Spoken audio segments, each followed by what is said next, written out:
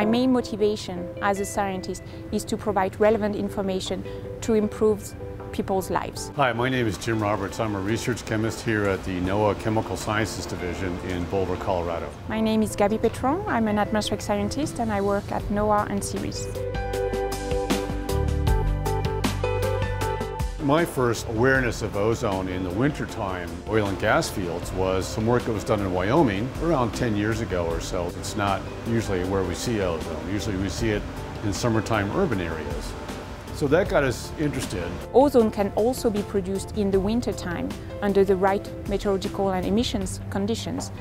And that's something that had never been seen before, the wintertime ozone. We need ozone in the upper atmosphere as a UV shield. That's the good ozone. There's bad ozone close to the ground that causes health effects. So we started doing measurements north of Denver in Weld County back in 2008. So we put instruments in one of my colleagues' car and we just started driving around and trying to understand what the variability we were seeing in the measurements was telling us about the different sources of methane and carbon dioxide in the region.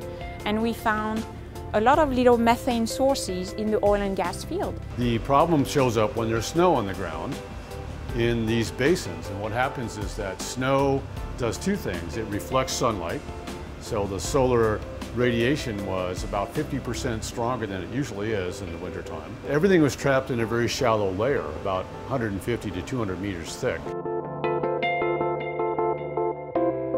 The angle we've taken in our group was to conduct surveys, air quality surveys with light aircraft and with instrumented vehicles. We want to be mobile because we want to have a sense of what's going on over the region, upwind of the region and downwind of the region. So it really does give you all the clues you need to say, this is what's causing it, that the regulatory people can then take and make some policy with. We can see some progress already. Wyoming, they started doing some things that really have helped. Their ozone has not been as bad. If we're going to develop this resource, we need to do it so that people's health doesn't get impaired. It's like doing a full body check for the oil and gas field. And our work is the atmospheric check.